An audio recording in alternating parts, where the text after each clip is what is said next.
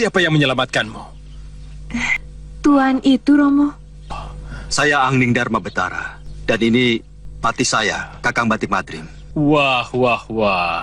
Rupanya Tuan Prabu Malwapati berkenan menolong kami. Saya kira hanya Tuan Patih Batik Madrim yang dikirim kemari. Tapi bagaimanapun juga, Tuan Prabu berhak atas hadiah sayembara ini. Sayembara? Benar, Tuan. Tuan Prabu berhak menyunting putri saya. Tapi sebenarnya... Maaf, Tuan Prabu.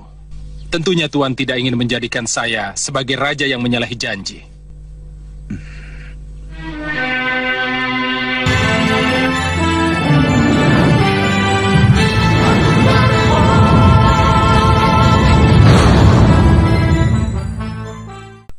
Kami bisa menyelenggarakan perkawinan dalam pekan ini juga.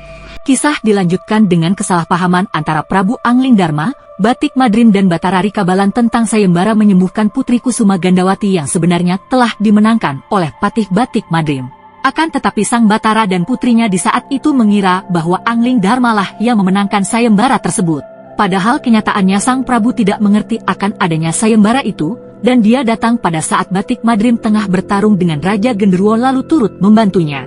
Lantas yang mengeluarkan demit Genderuwo dari tubuh Putri Kusuma Gandawati adalah Batik Madrim sendiri. Batara Rikabalan dan putrinya yang selalu merocos mulutnya itu, sehingga Angling Dharma menjadi kesulitan untuk menjelaskan yang sebenarnya. Apalagi sang Batara sudah langsung mempersiapkan agenda untuk rencana pernikahan mereka, yang pastinya hal itu akan sangat melukai hati Batik Madrim. Melihat bahwa patihnya tidak ikut hadir di malam itu, Angling Dharma pun menyadari bahwa Batik Madrim pasti kecewa sehingga ia mencoba mengulur-ngulur waktu atas keputusan pernikahan dari sang Batara Rikabalan. Sudikah Tuan mengajak saya jalan-jalan ke negeri Tuan? Seumur hidup saya, hanya Kabalan ini saja yang saya lihat. Kalau Nini berkenan, saya dan Kakang Batik Madrim akan mengantar ke sana. Welah, kenapa Patih Batik Madrim belum juga muncul? Dia memberitahu saya tidak bisa datang. Mungkin kurang sehat. Dan benar sekali apa yang dikatakan Prabu Angling Dharma, bahwa Batik Madrim sekarang memang sedang kurang sehat dan yang mengalami sakit adalah hatinya. Dan disinilah amarah Batik Madrim pun memuncak, ketika api cemburu membakar hatinya ditambah lagi mengingat omongan para tetua kerajaan yang sejatinya Angling Dharma tidak memiliki keturunan terah Malwapati. Mestinya dia mengerti kenapa aku mengikuti sayembara itu. Dan dia sangat tahu bahwa sampai sekarang aku masih belum punya istri. Mungkin dia sengaja menghalangi aku beristri, takut keturunanku akan menuntut tahta dan putranya. Dinda Prabu, betapa picik pikiranmu kalau masalah itu yang kamu cemaskan. Dan tibalah di keesokan harinya, Patih Batik Madrim mengawal Prabu Angling Dharma yang sedang berduaan di dalam kereta bersama Putri Kusuma Gandawati menuju Malwapati. Di tengah perjalanan, rombongan itu pun berhenti karena cuaca sudah siang dan cukup panas sekali. Angling Dharma memutuskan beristirahat dan mencari pohon yang rindang untuk bersantai sejenak di sana. Putri Kusuma Gandawati di saat itu merasa sangat haus sekali, dan ia kepengen minum air kelapa muda namun di tempat tersebut tidak ada pohon kelapa. Meskipun Tuan Putri hanya berkata tidak memaksa, akhirnya Prabu Angling Dharma pun mencoba untuk mencarikannya dengan masuk ke dalam hutan. Sedangkan Batik Madrim yang sedari tadi telinga-celinguk memperhatikan gerak-gerik pembicaraan mereka berdua, lantas ia pun langsung membuntuti Prabu Angling Dharma dari belakang ketika mencari kelapa muda tersebut. Ada bangkai burung elang.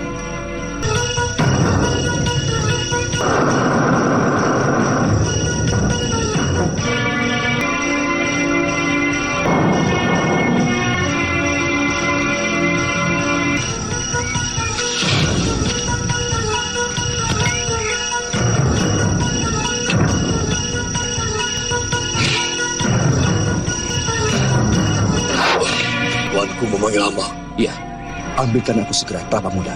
Cepat, dan taruh depanku. Baik, Gusti. Hamba akan kembali. Apalagi yang Tuan inginkan? Tidak, cepat pergi. Nanti kalau kubutuhkan, aku panggil kembali. Baik, Gusti. Entah rencana apa yang akan dilakukan Batik Madrim saat itu, ketika ia dengan cepat mendapatkan kelapa muda dengan bantuan jin yang telah disuruhnya. Kemudian ia pun mengambil langkah untuk Raga Sukma, dan memanfaatkan kesempatan untuk masuk ke tubuh Prabu Angling Dharma yang sedang ditinggal pergi mencari kelapa itu. Batik Madrim yang telah masuk ke wadah sang Prabu kemudian menghampiri jasad aslinya lalu menyembunyikannya di bawah pohon dan ditutupi semak-semak belukar. Selanjutnya ia pun langsung bergegas pergi menuju Putri Kusuma Gandawati dan menyerahkan kelapa muda tersebut. Dinda, Dapat dari mana Kanda Prabu? Pasti Kanda letih sekali harus memanjat pohonnya. prajurit. Saya Gusti, kerjakan. Kupas. Baik, Gusti. Tapi sebenarnya yang melakukan semua ini adalah patih saya. Batik Madrim. Iya. Sebenarnya yang membebaskan putri dari cengkraman Raja Jin di Gunung Betri itu pun Kakang Batik Madrim. Dia Kanda. Memang. Dan ternyata tujuan Batik Madrim Meraga Sukma masuk ke wadah sang Prabu adalah memperjelaskan bahwa dirinya lah yang seharusnya menyanding Tuan Putri karena ia yang memang sebenarnya mengikuti sayembara itu dan memenangkannya. Mendengar pernyataan tersebut, ternyata Putri Kusuma Gandawati mempunyai tanggapan yang sangat tegas dan berani sekali. Kalau memang sang Patih Malwapati itu yang mengikuti sayembara dan memenangkannya seharusnya ia memperjuangkan haknya.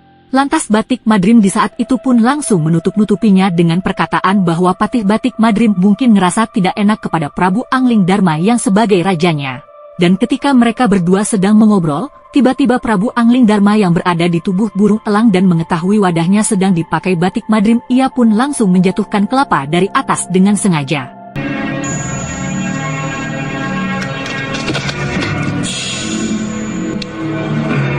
Kelapa dari mana? Apa mungkin burung itu Kanda? Kakang Madrim, kenapa kakak melakukan cara kotor seperti itu? Mungkin keinginan putri didengar oleh makhluk lain.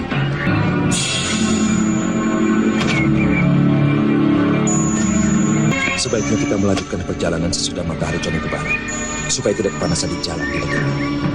Terserah Kanda Prabu.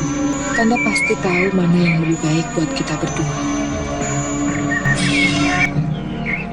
Kenapa tiba-tiba Kanda Prabu Angling Darma jadi berubah? Setelah melanjutkan perjalanan, akhirnya malam pun tiba dan rombongan mereka pun berhenti untuk menginap dan mendirikan tenda di pertengahan hutan sebelum memasuki Malwapati. Dan di saat itulah Putri Kusuma Gandawati mulai mencurigai keadaan, sebab Patih Batik Madrim yang sedari siang tidak menampakkan dirinya dan menghilang tanpa jejak begitu saja. Patih Batik Madrim belum juga datang Kanda.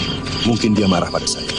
Mungkin dia merasa haknya saya rampas. Kenapa baru sekarang dia bicarakan hak itu?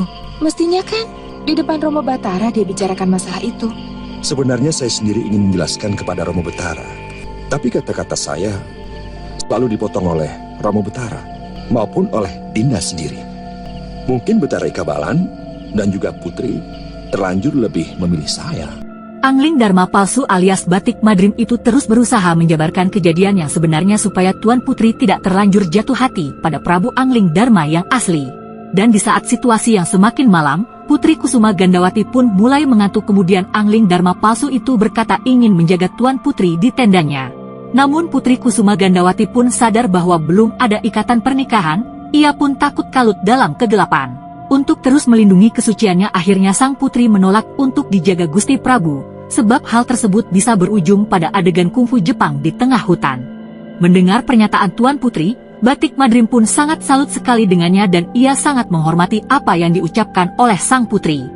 Dinda takut kalau saya akan melakukan perbuatan durjana. Kanda, godaan iblis terkadang lebih licik dari segala kelicikan. Dewi memang benar-benar seorang wanita yang sempurna. Saya kagum kehebatan Dewi mengawal kesucian diri. Akhirnya Angling Darma palsu pun keluar dari tenda tersebut. Setelahnya burung elang yang tak lain adalah Angling Darma asli dan sedari tadi memantau pembicaraan mereka. Kemudian sang Prabu masuk ke dalam tenda untuk memberitahukan apa yang sebenarnya telah terjadi. Tidak usah kaget Tuan Putri. Sebenarnya saya adalah Prabu Angling Darma. Apa sebenarnya maksud Tuan dengan menyamar seperti ini? Sabar Putri. Angling Darma yang tadi masuk ke kemah Putri hanya tubuh saya, tapi sukmanya adalah Batik Madrim. Dia telah meraga sukma ke dalam wadah saya ketika sukma saya masuk ke dalam wadah burung ini untuk mencari buah kelapa yang Putri minta. Lalu, apa yang harus saya lakukan? Putri pura-pura saja tidak tahu. Tunggu kesempatan. Saya akan memberitahu Putri apa yang harus dilakukan. Sekarang saya pamit dulu. Akhirnya kecurigaan Putri Kusuma Gandawati pun telah mendapatkan jawaban kenapa sang Patih Malwapati yang tidak terlihat batang hidungnya dan menghilang tanpa jejak. Dan ketika pagi itu mereka kembali melanjutkan perjalanannya, tiba-tiba saja kereta rombongan Tuan Putri berhenti mendadak karena ada batu besar mengganjal di roda sehingga tidak bisa jalan. Dan di saat itulah burung elang jelmaan Prabu Angling Dharma langsung menyambar mahkota yang ada di kepala Batik Madrim atau Angling Dharma palsu tersebut. Seketika raga sukma Batik Madrim pun terbongkar di hadapan Tuan Putri, saat kemarahannya tidak dapat dibendung lagi dan menyebut Prabu Angling Dharma pada burung elang itu. Dinda Prabu sudah merendahkan martabat saya.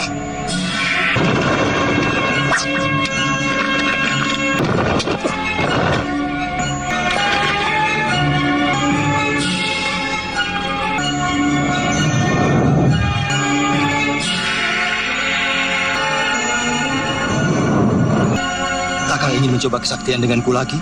Saya tidak menyangka Dinda Prabu begitu serakah.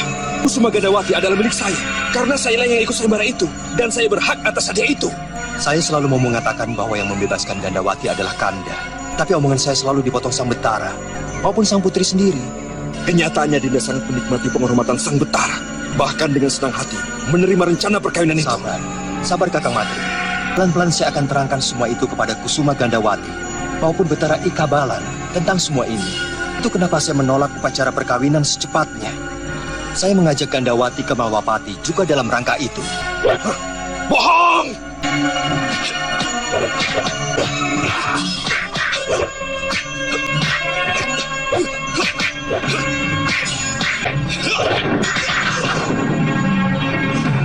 Akhirnya pertarungan sengit mereka pun tidak dapat terelakkan lagi, yang kini berlangsung di alam yang tak terlihat kasat mata sehingga Tuan Putri dan para prajurit di sana tidak mengetahuinya.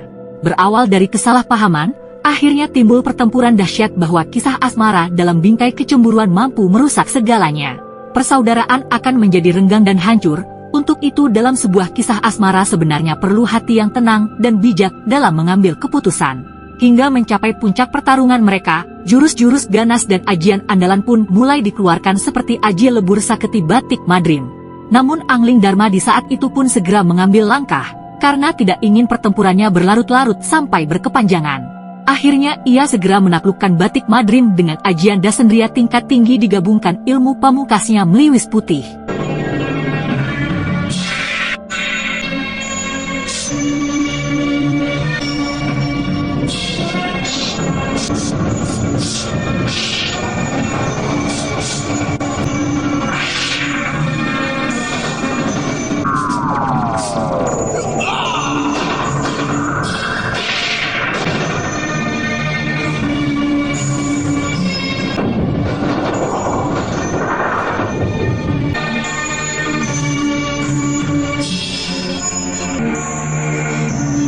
Sudah berapa kali kita adu kesaktian, dan Kanda tahu siapa yang selalu menang. Apakah aku harus membuktikan kemenangan lagi dengan kematianmu? Bukankah itu yang kamu inginkan, Angling Dharma? Supaya anakmu itu Angling Kusuma bisa menjadi raja di Malwapati. Meski setetes pun dia tidak memiliki terah Malwapati. Oh, itu yang selama ini menjadi ganjalan di dalam hatimu. Mulutmu tidak pernah bicara, tapi batinmu memusuhiku. Dengar Madrim, saat ini juga kuserahkan Malwapati kepadamu. Asal kamu tahu, Angling Kusuma anakku sekarang sudah diangkat sebagai Yuwa Raja di negeri kakeknya sendiri. Ayo Madrim, sekarang juga tentukan nasib kita. Siapa yang akan bertahan hidup dan siapa yang akan mati. Mendengar perkataan Prabu Angling Dharma, Patih Batik Madrim pun langsung tersadarkan dan mulai berpikir jernih untuk menyelesaikan masalah tersebut dengan secara halus dan terbuka. Dengan menyembah di hadapannya, karena ia telah salah dan berprasangka buruk mengikuti para tetuah Malwapati. Sebab ternyata Prabu Angling Dharma telah memikirkan sebelum Batik Madrim mengungkit, apa yang seharusnya ia lakukan atas kedudukannya sebagai Raja Malwapati yang memang sejatinya tidak memiliki terah di kerajaan itu. Sampai-sampai Batik Madrim di saat itu pun rela menyerahkan Putri Kusuma Gandawati kepada Sang Prabu, sebab ia tidak ingin kehilangan sosok raja yang sangat bijaksana seperti Angling Dharma. Lupakan kata-kata saya tentang Angling Kusuma. Kanda Madrim, Kusuma Gandawati pasti akan menjadi istrimu. Saya berjanji, dan ketetapan Angling Kusuma untuk menjadi putra mahkota di Bojanegara sudah merupakan sebuah kepastian yang tidak bisa dirubah lagi. Tapi Jangan tinggalkan Mawapati, Dinda. Karena negeri ini masih membutuhkan kepemimpinan Dinda Prabu. Bangun, Kanda Madrim. Carilah tubuhmu. Aku tunggu di tenda. Baik, Dinda.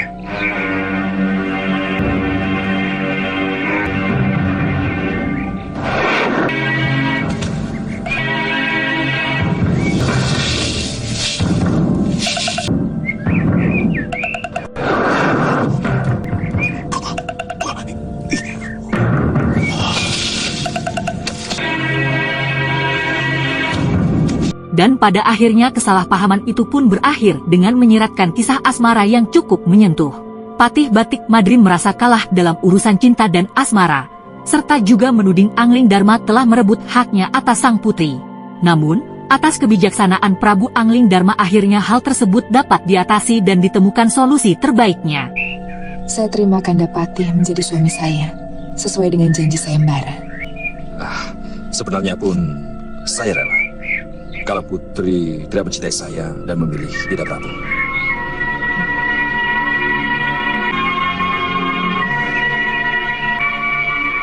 Saya akan mengabdi setulus hati saya kepada Kakang. Saya akan mendampingi Kakang dalam senang maupun susah.